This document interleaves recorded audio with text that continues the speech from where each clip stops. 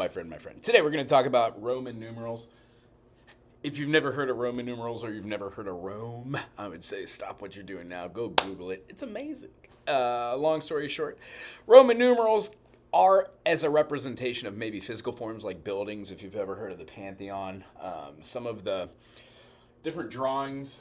I mean, I'm not an artist by any means. They'd have a roof. They're huge pieces of granite, generally, limestone. And then the floors are the same, but even bigger. And then they support all these with columns. So the Roman numeral system that we utilize in music is a representation of this physically, as a reminder, and in form. The notes that we use when we're talking about any type of scale, da da da da da da da da, 1, 2, 3, 4, 5, 6, 7, 8, we're going to be utilizing 7 notes. A 1, 2, 3, 4, 5, 6, 7. And then the 8 would go back to the 1, because in the idea of a scale in the Western world, we have 7 notes that are diatonic, which means when we have a key like C major, there are no sharps and flats. All of the notes are in order, utilizing all 7 notes that are inside of a scale. Meaning, if we have 7 notes and there are only 7 characters in the music foundation, A, B, C, D, E, F, G, there is no H. We return back. There are 2 major scales that we need to know for any and all of this to make sense. The other one has a 1, and then it has a note in between. 2, note in between, 3. There is no note in between the 3 and the 4 function of this interval, meaning the distances between these have space musically and distance as far as the way that they make things rattle and vibrate. When we go to 4, 5, 6, and then 7, there is a space in between all of these functions. And then lastly, there is no space between the 8 and then the resolution to the perfect 8th, which is the octave of the 1. So in a nutshell, if you're up to this point and you've followed this, there is a 1, 2, 3, 4, 5, 6, 7. We wrote C, so why not go view it on the piano and let's put it up here with this. We have a C, that is our middle C. When we play the note next to it, we get a major second, which is C to D. When we go to E, that distance is a major third. From there, you can see how there's no half step in betwixt E and F. Also, if you look backwards between B and C, but if we went all the way up here, we would absolutely have the note going into the next, which is where our half stops reside. C, D, E, F, G, A, B, C, Do, Re, Mi, Fa, Sol, La, Ti, Do, 1, 3, 5, 1. That's our arpeggiated structure for each one of these. So, having said that, we can see how having a numbering system might make sense so we don't get kind of confused with all the letters. So, in every different key, there is a 1, there's a 2, there's a 5, there's a 7. We have different names for all these. I'm going to express those to you through the eyes of the Roman numerals. I hope you learned a little something about this. And also, I'm just a person on the interwebs. Go get more research. Go to Wiki. Go to Google, if you're allowed to Google. And then type in keywords. You can go down the rabbit hole all day. So if you type in major scale Roman numerals, it'll show you how to do exactly what I'm doing. When you start getting into scale analysis and chord analysis and modes and stuff like that, you will be surprised how much this is used. And then I would love to talk about something called the basso continuum, basically figured bass. This is a way of writing that was used not long ago in the time frame of history, but as far as music goes, a lot of musicians in the contemporary world, Western world, don't use the basso continuum or the figured bass. It's just a way to look at the spaces in between the notes on how they go to resolution. And then it's an easy way for somebody that's just like playing the music along with the lead, to have a lead sheet or a cheat sheet or just a way to look at that and go, oh, I'm looking at a 7, which means I've got a 7 chord. So whatever they're playing, find the key, play the 7 chord. And then if it switches to like 4-2, you could hear how having that would be the 7th on the bass. You would move that. If you're having like the 7, you just see a 7, we would know that it's a 7 chord, but we'd be utilizing the root of the key. Now I know that's a lot to follow, but that's advanced musical theory, blah, blah, blah. I'm still kind of working on this. When we go through these notes, this scale, as we said before, is called the diatonic. Ah, so nice. And then this one's called the chromatic. So, this one I'll put little circles in because circles are fun. When we do this, I'm going to start the same notation over here with the C. I'm going to put the D, the E, the F, G, A, B, and because I've got the P8 here, I'm going to throw the C as the octave. When I write things out in a 7-note diatonic structure, I do not put this C because there are only 7 notes. I don't want to confuse people. That 8th note's the same as the first. Do, re, mi, fa, sol, la, ti, do, do. So, when we put the diatonic scale, anytime that I were to draw this out on a staff, we've got our stave right here, right? Well, when we mark this as the treble clef, being the G clef, my note of C is below G. G, F, E, D, C. I'm going to put a little line here and put a dot, and then I'm going to put a dot on the space in between that and the bottom line, and then I'm going to put a dot on the bottom line, then the bottom space, then the second line from the bottom. I'm going to put a dot on the second space from the bottom. I'm going to put a dot on the middle line, right? And then I'm going to keep going from C, D, E, F, G, A, B. And my last note here is going to be on the space right above the middle line, which is called C. Now this C to this C is exactly what we are seeing in this octave. That's why when we write out a scale, yeah, we write out all the individual notes. It just makes a little bit more sense. The middle line, the B, could go up or down, but any note that goes above the middle line needs to have a stem going up on the right side. As you can see, the notes going down would have the stem on the other side. I'm going to put a double bar here, marking it's the end of our measure. Complete our lines. And then say maybe a time signature of 4/4. This would be represented as 1, 2, 3, 4, 1, 2, 3, 4. Exhibiting in the key of C, just simply playing.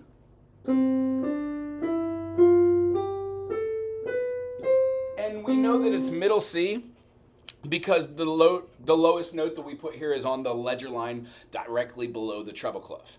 Since the treble clef is based off of the G, this line is always going to be a G note. If you get rid of the little like cursive L, you're left with what looks like a lowercase g. That's a great way to start remembering what the notes of the treble clef are. From there, I would not recommend to do stuff like Face or Every Good Boy Does Fine or All Cows Eat the Grass because music's hard enough. Why involve things that have nothing to do with music into this idea? For some people, you need to have them. It works. I get you. But for others, maybe just learning that the bottom line is E and that the top space is E. By that logic, if you go E, F, well, the bottom space would be F and the top line would be F. At this point, you would be going through something called the landmark series. That's exactly what I would say to start learning how to place these notes on this ledger. By doing this, we would see that sometimes you not only have a treble clef, but you also have another stave behind that we call the bass clef.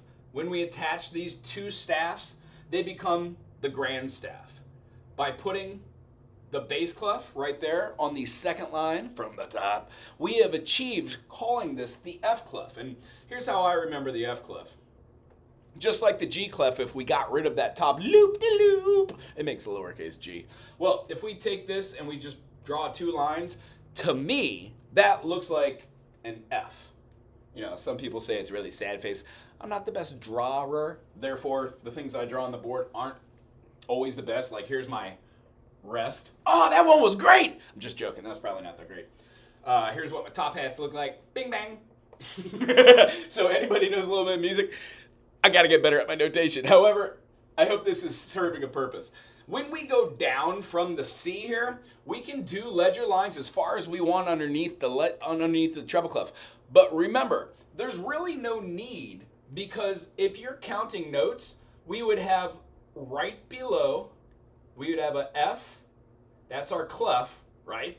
F, we'd have a G, this note's an A, and then we would have that ledger line above the bass clef.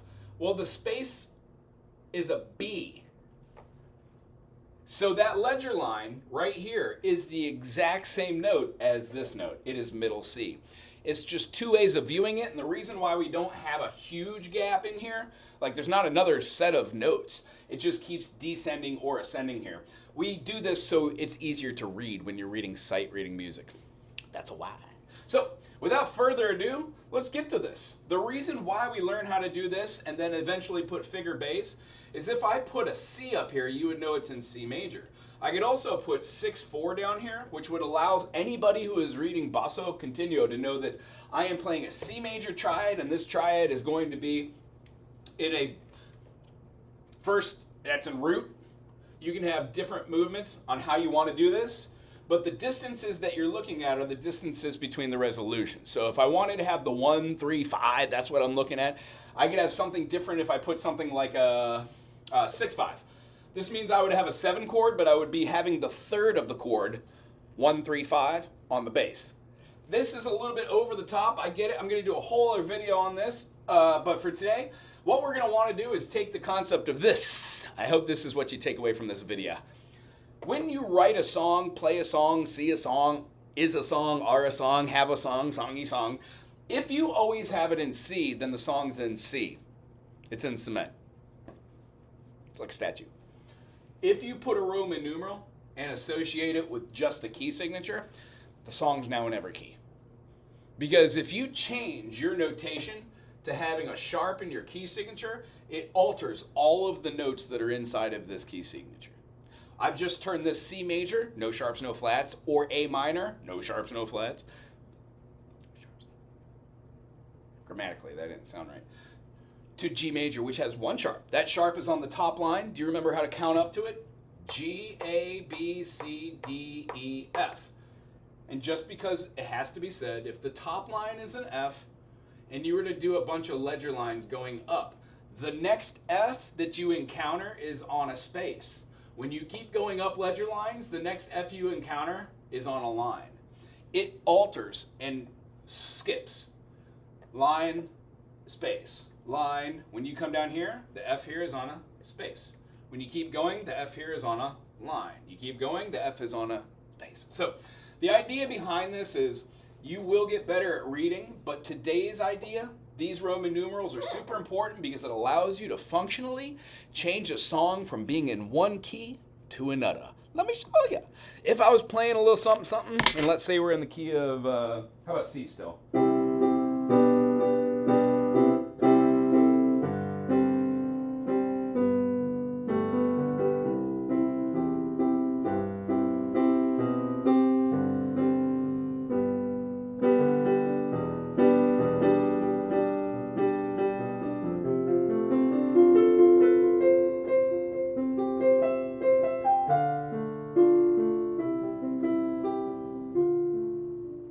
If we wanted to take that out of the key of C and incorporate that into another key, we can move that all the way from C, doing a 1 chord, influencing the 7, going back to the 1. Eventually we went to the 5. We played the 5 with a 3, and then we played a 4, and we tried to include a little bit of the 2 chord along with the 4 chord, which made a D minor 7 or an F6. And when we did that, it allowed us the opportunity to kind of, I don't know, float between ideas. I had to fix my stand. So after that, if we move that to G, 1, 2, 3, 4, 5, G major, F sharp, G major. When we go to the 5 chord, the 5 chord D,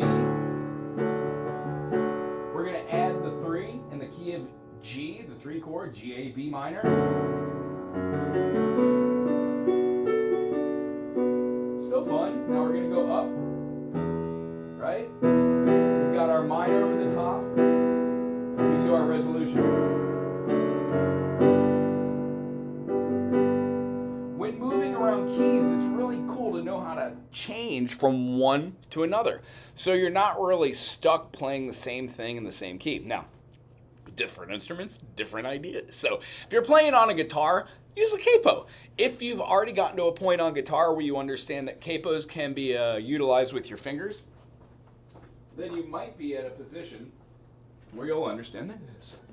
If we play something like an E major, or we play something like an A major, or a D major, C major, G major, certain schools of thought will call this the Nashville numbering system. Certain schools of thought will call this the cage system. What happens is you are just taking chords and moving them around your fretboard. So if you have an E major and you learn how to play that with a multitude of different fingers, including your 1, 2, and 3 finger, 2, 3, and 4 finger, or gee golly whiz, you can do your one finger and use one finger to cover 2 notes. That actually, doing it that way, gives you a third option to play with your ring finger and your pinky. Now, if you haven't practiced doing muscle exercises to make that pinky strong, it's almost impossible to do it. However, practice 5 minutes every day and you get better at it, I swear. If you keep doing that over and over again, that's the process by which you get better at understanding going slow layers the fingers, and then eventually your brain fills in all the gaps and it just starts doing it in one felt swoop. So if you take the E major and second fingering and move it up in bar, you get an F, F sharp, G, G sharp, A. This is the idea behind the cage system. So if you can play a D major and then move your fingers to second fingering and move it up a half step in bar, D sharp is an E flat. It's not an easy chord to play, but as soon as you understand that the E flat's here and the E flat's here and the E flat's here and the E flat's there, you start to have a more of appreciation of chords around all fretted instruments or fingerboard instruments, even like violin or like a stand-up bass. So having said that, moving through scales, do, re, mi, fa, sol, la, ti, do, C, D, E, F, G, A, B, C. If we took this C major and you were playing a song that was, let's say, a 1 chord, a 4 chord, and a 5 chord, C, F, and G, C, F, G, you can take this C and move it up to C sharp by barring and playing the same chord. So you would have C sharp, F sharp, and G sharp. By putting a capo on the first fret, you're not allowing yourself to do something like playing in C sharp, and then when you go to play in solo, you have to remember you have the guitar capo on there, so you can't utilize your first fret or the open note phrasings. Just feels weird. At least to me, if somebody could put in the comments how they do it, I'd be very interested. I've even seen some people play a song with the capo and then move it back to another key in solo, knowing where the capo is. Like, they're really good at it. I've got a few people that I watch that use capos as well. This year is the year of the capo for me, the year of the snake, year of the capo. I'm going to try to understand about how to put the capo on and write different songs depending on where the capo is, based on the voice and the melody. It's just usually I write in C and then change it to any other key, or I have a specific way of writing where I write a melody and then put the chords behind it, which I've shown in other videos. We generally do this on Tuesday, and if you are interested, on Tuesdays, I answer questions. Today just happens to be the Tuesday we're talking about Roman numerals, and I would love to finish this concept so you can see how you can use Roman numerals and not have to be chord or key bound. And for those of you who don't know what chord or key bound means, it means that each instrument is tuned to something called pitch. A saxophone, a B flat or an E flat saxophone. The bari is the same as the alto, just way lower. When we're doing this, you would have to do something called a modulation. So the reason why I always try to teach my students the circle of fifths and ideas that help you get from one place to the other is because all these notes in between start to make a little bit more sense. So what I want to do is I want to draw the circle out for us, because that's very important in everything we do, to draw it every single day. We're going to put the key that has no sharps and no flats right here. By going through it in this way, we would be going all the way around a circle, naming notes that are 5 notes away.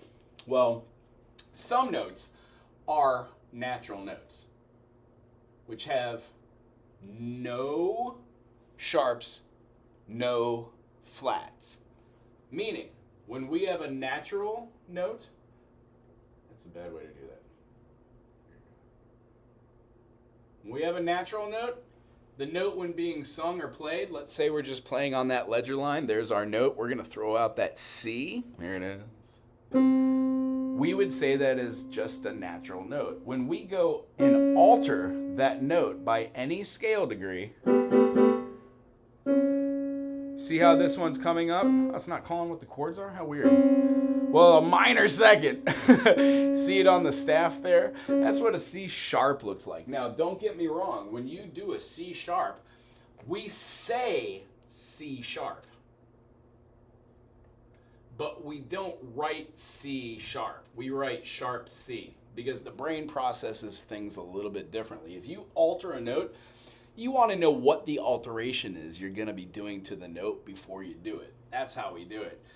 Frankly, you can go up another note if you wanted to. There is a notation called a double sharp. It's represented by a little X with little bows on each end. The idea behind this is if you play from your C to your D, it is a major second. Well, C to C sharp, minor second. C sharp to D, minor second. How do you make a major second? You throw out that middle note.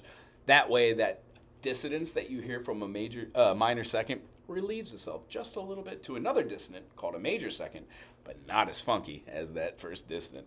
The idea behind that is when we go up to a double sharp, we are going from C to D. There are uses for the double sharp, and believe it or not, uses for the double flat in minor music. And I know this might not make sense, but in the future, when you understand the 5 states of being, I mean, some people even try triples, but that is just crazy. You got to draw the line somewhere, people. So, 5 notes. The reason why this is called the circle of fifths, it goes this way.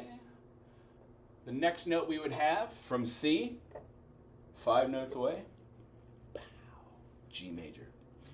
If we keep this process going, what we're simply doing is counting those minor seconds. But we've entered into another stage of why just count the smallest increment of a minor second when we could combine those minor seconds and memorize another increment called a third. Now here's where the rub really comes into it. All chords that you will ever play are based off of tertiary harmony. Tertiary harmony is the combination of minor seconds, the smallest distance between notes, like the C to the C sharp, and when you combine a C to C sharp, you get a major second. Well, a major second plus a minor second again gives us a minor third. So when we play chords like this,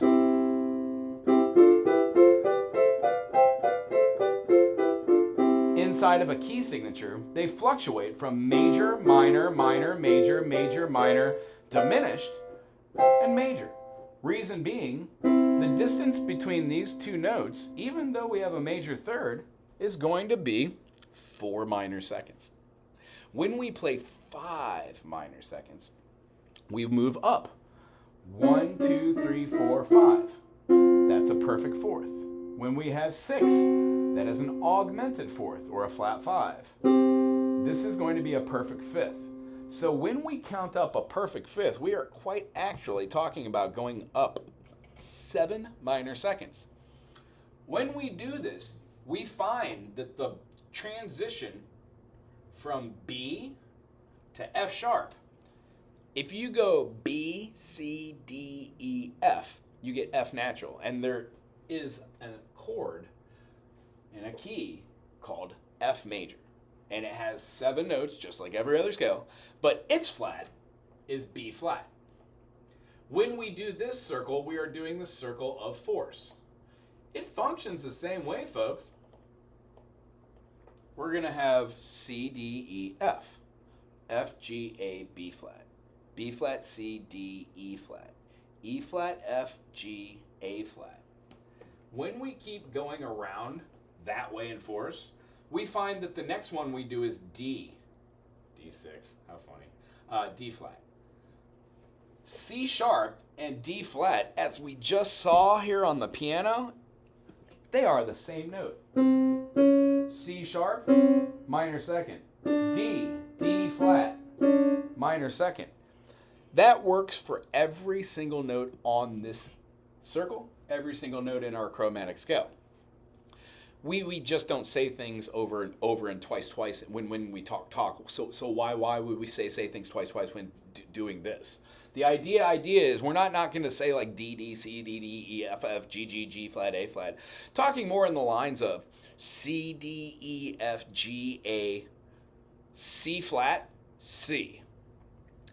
Sure, C flat is a B, but what happened to B when we were saying it, and why would I say C twice? Regardless if it has a natural or a flat or anything. So our double sharp, our sharp, our flat, and then a double flat are things that we do to manipulate notes. So we achieve a different feel inside of a key signature, and we utilize them to basically express notes inside of a 7-note pattern, which also can be charismatically viewed through a 12-note system. I hope that made a little sense. Now here's where the Roman numeral part comes into it. If we kept going with G to D to A to E, B, we would have a G flat here as well. As we just aforementioned, a C flat is a B sharp is a C. So when we go through here, some of these have double flats, like G double flat would be what? Well, G flat, F.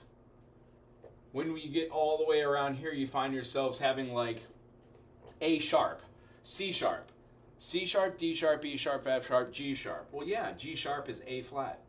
G, A, B, C, D. Well, yeah, D sharp is E flat. So these are called enharmonic equivalences. We will use these when we talk about how to form chords and what extended chords are and what you should name a note when you're doing something to it, sharpening, flattening.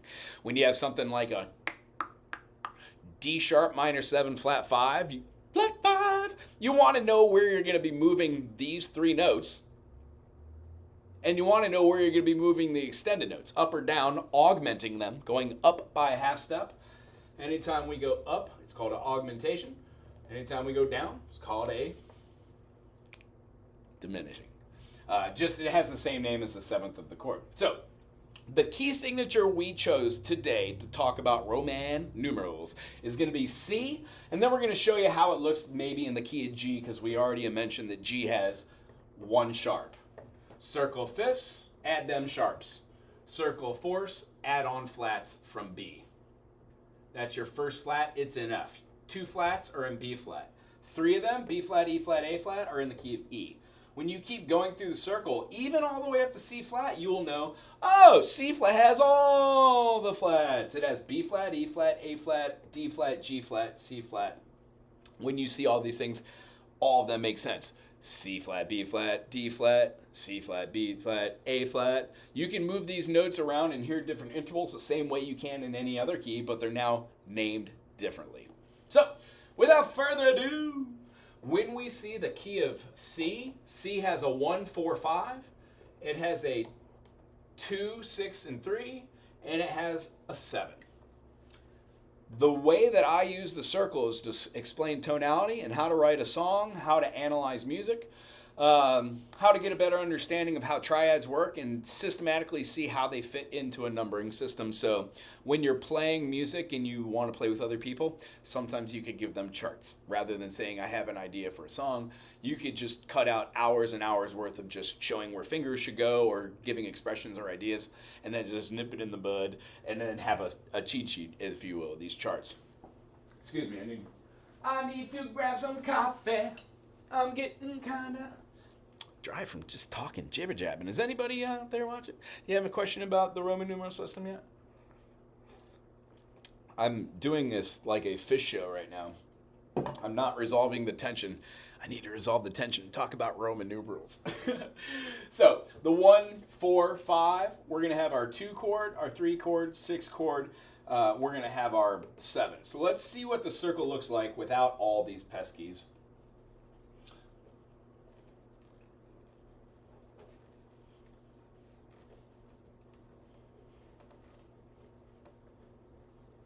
All right. Simply, that's the key of C. If we put one more on here, this F sharp, and we did this, we would say this is our first scale. This is called a mode. The Roman numeral system has charismatically a 1 chord, which is it is an I, uppercase I. It has a top and a bottom, and it has a column right in betwixt. Nice. That is going to be our C. So, aptly, we write it right underneath it. When we see that the notes that are next to each other in the circle of fifths are the 4 chord and the 5 chord, it takes into precedence we need to put the column toppers on top here to preserve the tonality of major. Because when we lay this all out, I will show you the reason why you call a 7-note scale diatonic is because the first 2 notes make a major third. When you move this scale in order of no sharps, no flats, the next creation in distance is a minor third, as it's not 4 minor seconds,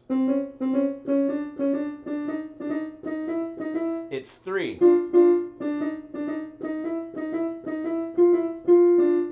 So those 3, 4. So when you play a third, you get a minor, minor, major, major, minor, minor. So the 4 is F. 5, G. When we talked about those minor chords, we were talking about the next grouping of 3. Now, don't let it be lost on you. The reason why I put the F sharp is, if we are playing in the key of G, which has 1 sharp, that sharp is F sharp. The circle itself actually lays them out for you. So if we went to the key of D, when we play the key of C, no sharps, no flats, right? When we put a sharp, we get G. When we put 2 sharps, we get F sharp, top line, C sharp, second space from the top. The next sharp that we would get is right above F, and it goes on the staff. So we know that the key of C, no sharps, no flats. Key of G, 1 sharp, F. Key of D, F and C. Key of A, F, C, and G. Key of E, F, C, G, and D. B, F, C, G, D, and A. Key of F sharp, F, C, G, D, A, and E. And when you get to C sharp, you have all of these sharps. I hope that makes sense. Cool. Same thing applies for flats. Having said that, there are other videos on this channel, and you could just Google that for sure. Here's where the Roman numerals are really cool. For the minor chords, we use the same letter. It's the I, as all numbers are registered through the eyes of the 1, which is I. Then we have lowercase I. So I is 2. And when we put I, we get our minor chords. We get our D, C, D, and then E. D and E.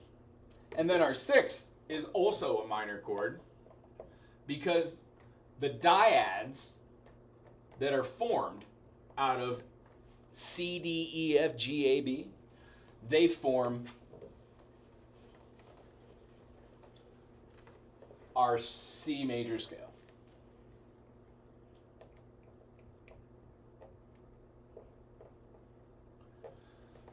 Noticeably, the last one I drew some little circles after. This is called a diminished sign.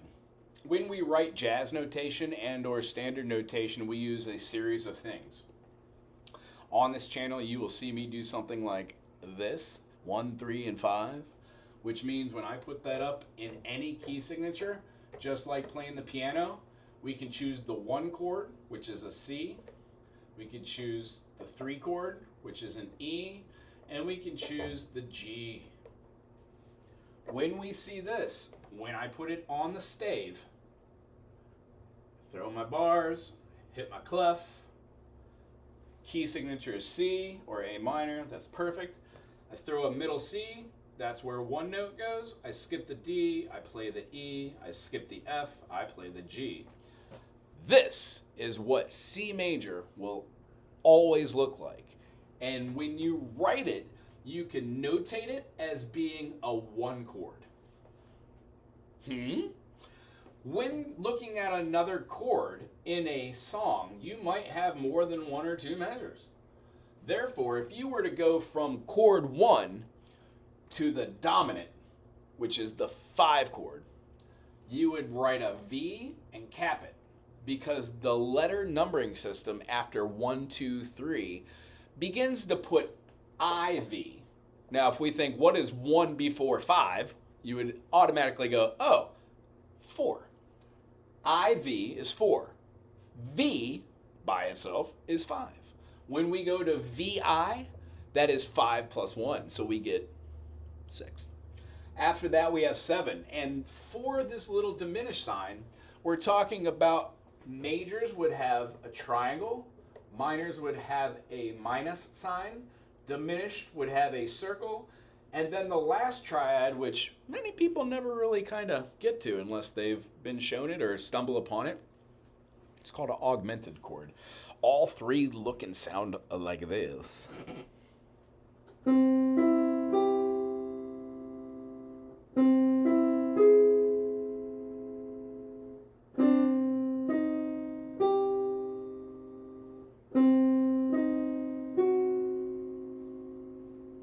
Major, minor, diminished, and then augmented.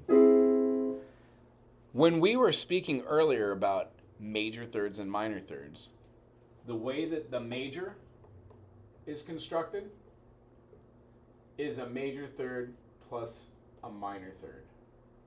When we reverse that order, a minor third plus a major third equals a minor. Our diminished is a minor third plus a minor third, which lastly leaves, for any of you nerds out there like me, this is so fun for the brain, major third plus a major third equals an augmented chord. AUG augmented. I never said I could spell, but I can move notes around. Yeah. All right. Here we go. When we go to the 5 chord, let's count up because we're going up in tone. So C, D, E, F, G. I'm going to put my prime note right here because what I'm doing is I'm kind of tonicifying that G right there. I'm thinking, oh, gee golly whiz, what is the G triad? If I laid it out like this, I would have G, B, but I have to know that it skips the C and goes to D. So G, blap, B, blap, D. Again, you will always see triads stacked this way because that is called tertiary harmony. It's a way of viewing our major thirds and minor thirds. And when we start stacking those past our 3 notes, we start getting something called extended chords. Let's take a look at one right now, just so we could have fun with the idea and the concept. Why not? Do you want to see my fingers? I don't know. Does this thing go on? I don't know. Gee golly. Here we go. This is a C major. This is a dissonance. It's a major 7th. The opposite of a major 7th is a minor 2nd. All notes would add up to 9. Major 7th, meet minor 2nd. That's a 9. The opposite of a major is a minor. When we play that, it has a dissonance, just like these notes did. But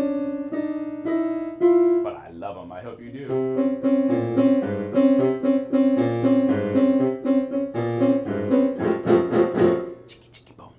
When we're going through something like this and you want to see C major is just a triad, you move it up 5 notes, that's what they sound like and look like on the stave. Being able to add an additional third to it makes either a dominant chord, and if you make it not a minor third, but make it a major third, oh, that sounded like Sonic. You get a G major 7, which has a beautiful sound.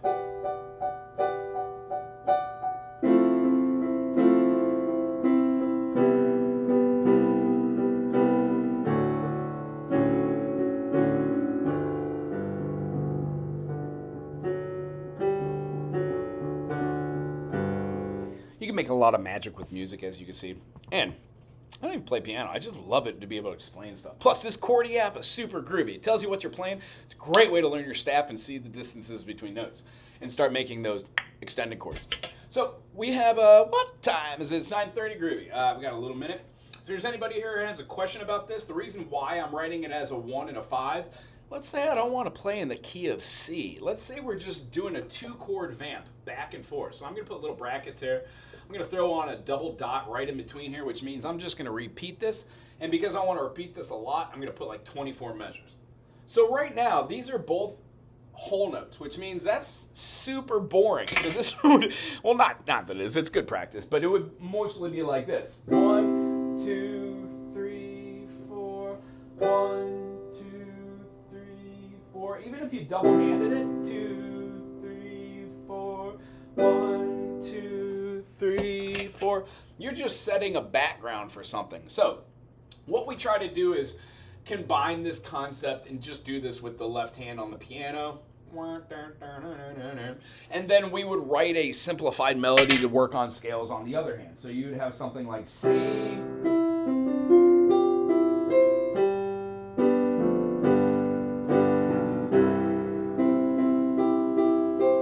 See how we're utilizing the thirds to generate a little bit of music? The thing that we could dispel today is when you have extended chords like that major 7, we can utilize that everywhere over the top of these progressions.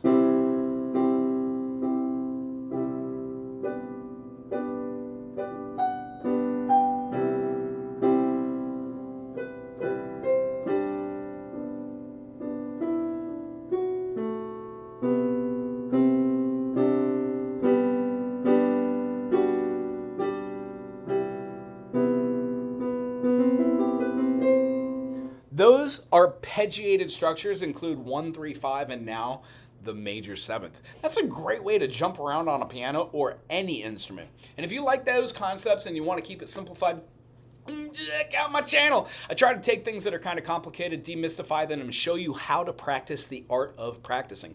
Plus, videos are kind of fun. I'm a little goofy, is what it is. All right, so left hand to right hand. Being able to play something like this is just a comp. If you get rid of your third or you play this, you could think of these as just being something called a shell chord. And then you could just vamp over the top of this while having a little bit more sense. On a piano, what we're really looking for is to be kind of Frankenstein-y. I know that sounds weird because it feels rigid and you want to have a flow and have lift and everything. But truthfully, when you're playing chords and you know that you have a 1 and 5, it looks like a little shaka. When you're going to the piano and you're trying to learn stuff, maybe it's just best to go, well, these 2 notes are always going to be the same, no matter where I go. Every single triad has that except for B flat and F, and then B and F sharp. So now the only thing you really have to do is figure out where that third resides to figure out major or minor. Every single scale will do that. Right? So you could go through and imagine, this one's hard, major, sus, major, minor. When you switch it, you have to figure out this one's going to be your minor and this one's going to be your major. So sometimes you have some oopses, but guess what? Play it a couple hundred times, you will figure out which chord is which and how to name them too. So going through this, if I was writing a little ditty and I wanted to write a song that utilized these, and let's say you're at a point where you are writing some music and you've watched my videos and you are using the Roman numeral system and you do know how to write a chart and you're finding yourself being kind of bored with the 1, 2, 3, 4, 5, 6, 7. The greatest way to branch out from there is to view that the notes in between also have names and charismatically, they have flavor. I'm going to show you those flavors and they're called intervals. The intervals unto which you would have as a C to a C sharp, we already talked about it as being a minor second. It's kind of funky. But when you play a song like with D major, this actually sounds great. That note combined with the 4th, ooh-wee, listen to the tension that builds.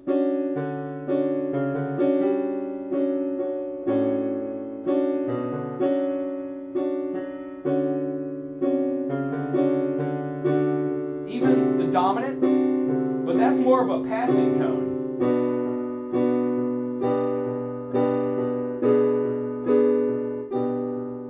By moving different notes with the other notes that are inside the key structure, you can come up with some pretty wild melodies and feelings. All right, so when we have a 1 chord, we have a 1 as a prime. You can augment that to go up a half step, and that augmentation is the same thing as a diminished second. And the way we diminish anything in music, we either sharpen it or we flatten it. So if you put a 1 augmented, it's the same thing as saying a flat 2. The note that's in between C and D is named C sharp. It is also named D flat. Just talk about that.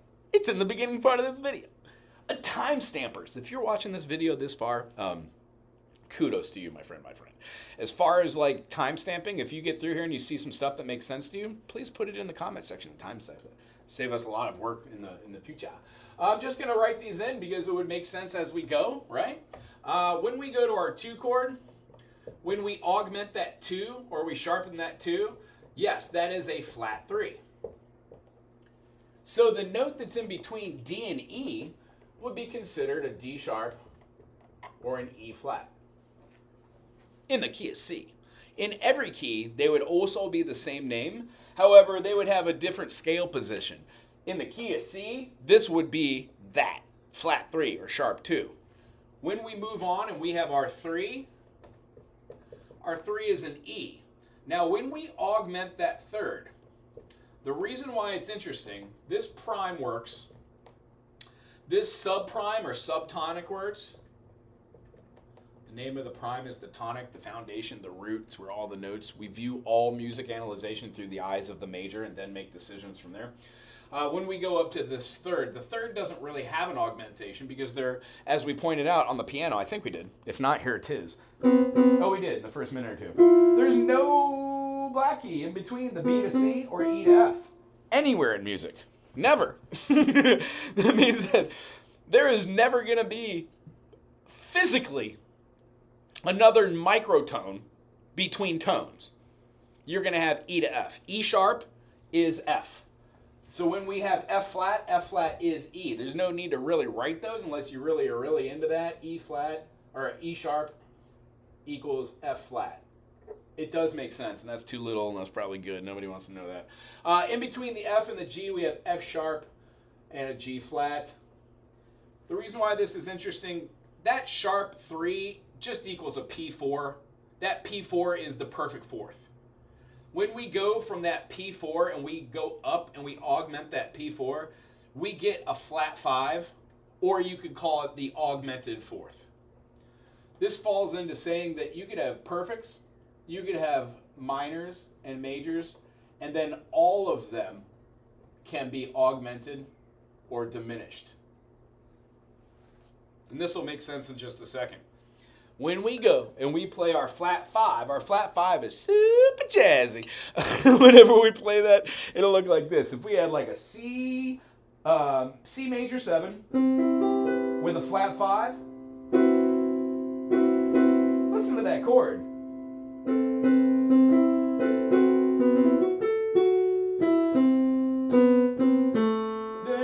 I can't help but play diddly-dee. When trying to understand that flat 5 is super good for jazz, it might not be the best thing to throw in like, I don't know, Oasis songs. However, it is there in music.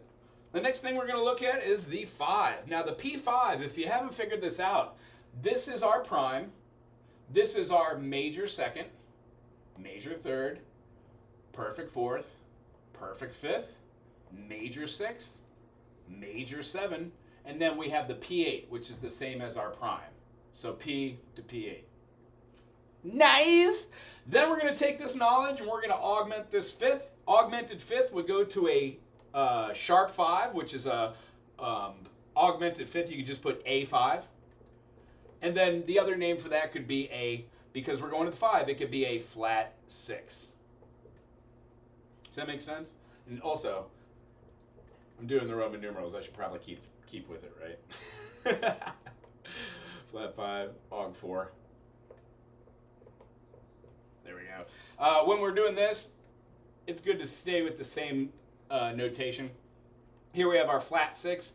The flat 6 is otherwise known as the minor 6. So if we put the minor 6 here, when we augment that, that equals a major 6th, or we have a 6 aug. And then when we have our 6 aug, if we augment that a half step, we get a minor 7. The minor 7 is the note in between our 6 and 7. Major 6, minor 7. Also known as a flat 7 or a diminished 7. Minor 7, or also known as a dim 7. This is what we get when we're changing chords from being just a 1-3-5 to utilizing it as something called a 5 dominant. Now, I'm going to blow your brains here. Key signatures from the circle fifths allow us to see things have relativity or tonality. Meaning, when we play C, E, and G, G is the 5 chord. When we play G, B, and D, that's a G major. When we play the diminished of C major, we have B, D, and F. Well, 2 of those notes are a part of G major, B and D. G, B, and D. When we tertiarily add one more third on there, stacking it as a third, we don't get the F sharp, which is in the key of G, we get the F natural. And that change gives us what looks like our diminished chord, but it adds a G underneath, which is why we call this 5 dominant like a passing chord. If you have a C,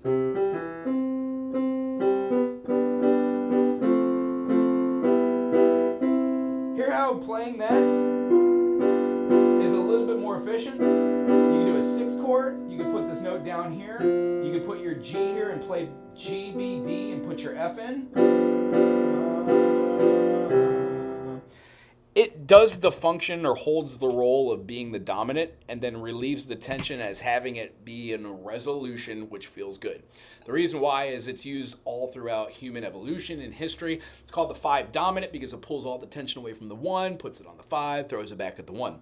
This is called a PAC if you do it in root position, and it's called an IPC, a perfect authentic cadence or an imperfect authentic cadence. Now, that's way above the head of anything. So we're just going to go back here and see our last one.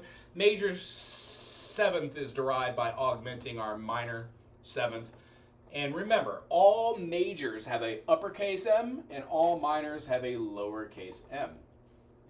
The jazz notation utilizes the concept of when you play an augmented chord, you already know 1, 3, sharp 5. That's what an augmentation means for the chord.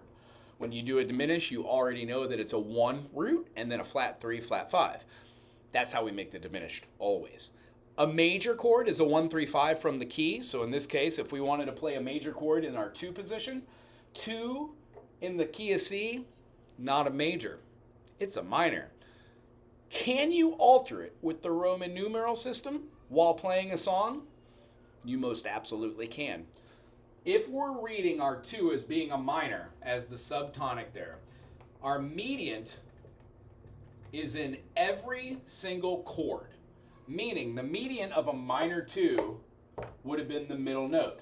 C, E, G will meet D, F, A. The middle note is F, therefore, if this is a minor and you want to make any minor a major, you must sharpen or augment by half step the median, the middle note. That gives you D, F sharp, and A. And when playing in the key of C, now here's another really important part. I haven't put this on this board yet besides the treble clef. Anytime that you see a note with a colon, you are doing music analysis. We are talking about the key of C right here. So when we play a 2 chord and I put this, notice that it is now an uppercase Roman numeral, still giving 2 pillars, but now it's representing a major 2nd. This should make sense, seeing that all of these notes or names can be altered, does not matter what they are. Now here's the rub. Those of us who play music that go through our chords and learn our scales and do stuff, you will notice variances within music compositions that alter the fundaments of learning music. The reason why is because that's what we're supposed to do. We're supposed to have musical analysis and copy or emulate our favorite music, understand it and learn as much as we can about it. From that analyzation, we should be able to derive certain concepts that artists do that are signature. When you go back through any epoch or any classification like the classical era, the romantic era, the swing age, the bebop, the reggae influence, things along those nature, you will see that there are certain things that evolved over a period of time. Those came from other concepts, and through the period of history, it just kind of transmorphed into what we are today. Now, the reason why I enjoy music is because I think everything's kind of vibrations and fundamentally has a wavelength and a feeling. Not to get hokey, but I see it in my external world, so I write music that represents what I see. So this helps me to put it down on a piece of paper and have fun doing it. The point of going through all these is it allows you to know that a G sharp or an A flat are enharmonically the same. So that means A sharp and B flat are. When we see that there is not a step in between B and C, those two become kind of important, and almost all of the foundation that I teach as far as finger knowledge is super simple. It just depends. Let me grab an instrument. Loving you. Close enough. The whole foundation that I teach is just get our finger strong, get rid of playing with our thumb, and use it as a place to brace yourself while you get distances. That allows us to see plucking, and then it turns into finger style on every different instrument.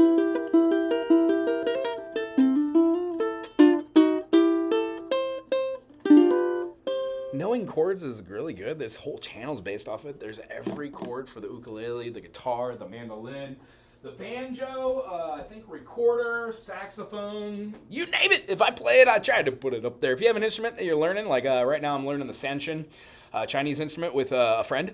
And the long story short is, the more you expose yourself to stuff like this, the easier it becomes in the long run. One of the things that would constitute understanding this is being able to write just a little bitty ditty and putting it on a chart. So what I want to do is just erase this and put a little something so you can see it, okay? We're going to keep the Roman numeral system because that's what we're going to keep. Also, with this, the primes can be 1, 4, 5, and 8, as you saw. The minors can be 2, 3, 6, and 7, as you saw. And any one of these can be augmented. An augmented fourth is a flat 5. A augmented eighth, yeah, it's still a 1. Augment it, you go up. Diminish it, you go down. That's how you work on seeing what different notes are on the staff and going, cool, if I have an E up here and a G down here, that is a sixth above. That is a major sixth, which means below, what is 9 minus 6? 3. What's the opposite of a major? Minor. Boom. That's the relativity to know what an E down here is compared to its octave and then its interval. That is why we learn Roman numerals, to do number analysis. But another reason is what we're going to put right here. It's just how to chart something and play it on out. I'm going to change the key to G major, as I said I would. And I'm going to throw it up here and put a little melody, hopefully, behind it, and show you that this too can be fun. G major, A minor, B minor, C major, D major, E, and then F sharp diminished. Again, write it with the little diminished sign, you'll be happy. I'm going to do this in 4/4. I'm going to put it in the key of G. Double bar starts me. I'm going to throw out a 1 chord. I'm going to keep that for 4 beats. I'm going to change that 1 chord to the 4 chord. I'm going to turn that 4 chord into the 6 chord. Throw that 6 chord into the 5 dominant by throwing a 5 and then putting my dominant there. 5/7 chord. And a double bar ends this measure. And I'm going to put repeats. And how about 8 times? That's sufficient enough to make up a melody. When I see this, the reason why we got into this in the next video that we're going to watch here, that I hopefully that you're here for, is going to explain how to take this Roman numeral and view this as being a Roman numeral that's already in root position, using the basso continuum. By using things to denote what a triad is and to denote what a seventh is, we would see that by playing this chord, G, B, and D, it is stacked G, B, D. When you play a 1 chord and you change the order by putting this number, you would change that now to having the third of the chord being the root of that chord. Hence, you would have B, it would stack up to have a D, and then the G would be on top. There is a secondary inversion, which looks like this, 6/4. That would be our D, G, B. And believe it or not, when you have extended chords, that's what you would add on for that 7 or that 4/3 or 4/2.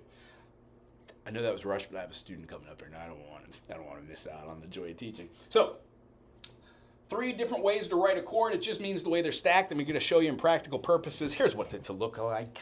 Here's the G in root position. When we take that G and we have, when we have that G up top, we get the same chord, but now we have an inversion. This is a first inversion, that is a second inversion. Whenever we have like a G, B, D, F, well, that's a chord that has an extended note. When we move this G up here, this would become first inversion, second inversion, third inversion. I hope that made sense. Here's what it comes down to with that little bitty ditty. When we wrote a 1, 4, 6, 7 dominant, the chords that we are playing are the 1 chord in the key of G, the 4 chord, the 6 chord, and then the 5 dominant. Now, all that feels a little bit mellow to me, so I do want to make one adaptation. I am going to change it to a second inversion here. It's easier to get to from here. So I'm going to be utilizing the stacking of my C as being a E, G, C rather than a C, E, G. And then I'm going to be taking this one and probably just doing an arpeggiated, like a 1, 3, 5. Since it's a minor, I'll do the flat 7, 1, 3, 5, flat 7. And then because it goes up, I might just take the 7 chord and do a descending. So I've got my flat 7 in the key of D. I'm going to go back down the 5 of that key, back to the 1, and then hopefully that makes a melodic something or another. Check it out.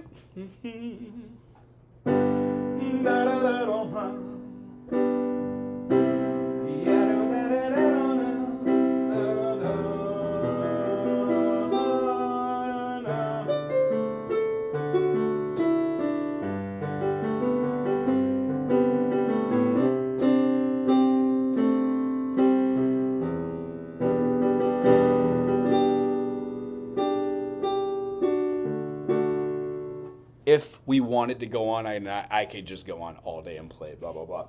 I would put a B section, which means this A part right here would want to have something that feels good as well. After this is like the intro or the verse, then I would put a B. The B would probably go down, since it's new, I'm going to put here, don't need to put the time, it's staying there. I would probably go to like something that I haven't already played. So maybe like a 3 chord, B minor, share it with a 2 chord, and then do a 1 chord sus. And then do the resolution to the 1. That would be a great way to just get out of this and have some fun. I'm going to show you what that looks like just because Roman numerals. Oh, we do have the... So what was that? The 3 chord? That's not right. What is this? Key of D is B minor. Cool. So B minor. And then the A minor. And then G. I already don't like the A minor, so I would swap that out maybe. B minor, put the B minor with the D, and then the G with the E minor. That's what I would change that to. So right here, no chord right here. Dun. I would take that 3 chord and I would put it with the D. So I'm going to put the 3 chord. And then here's where the interesting of the figured bass would have worked. I would have put the figured bass for this to put a 6/5, so you would know that the third would have been on the bottom there. However, I'm just going to write it in as a slash chord. This is where it kind of gets interesting. If I were to write 3 here, which is my B, and then put a 5 underneath it, that might look a little weird. But the idea is you know that the root note's there, or you could just put D. Ta-da! When doing that, I know I'm going to rerun it there, and then my dominant hits it. So that would look like a... 1, 2, 3, 4. 1, 2, 3, 4. 1, 2, 3, 4. 1, 2. That's a great way to get back to C. I don't know. Anyway, writing melodies, putting stuff up on a chart is the best way to get accustomed to playing Roman numerals. I hope this was a good representation how you can use the Roman numeral system. And the last thing I want to do is just show you all the other Roman numerals so it doesn't break your brain when you see them out in your own reality. Remember, 1, 2, 3, 4, 5, 6, and 7 are what we dealt with. 8 could be VII. I, that's 8. When we have 10, it's X. X that is followed by an I is a 9. X plus an I, 11. You keep this system, XII, XIII, and then lastly, we're going to have other ones that would move up here. The other notes we use are L, C, D, and M. You can have way larger numbers, like 55. If you wanted to write 55, you would write L, and then the number for 5 is the V. Boom-a-de-bam.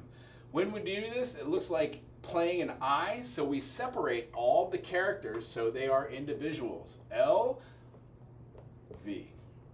Ta-da! In music, we use the beams. Outside of music, you don't need to.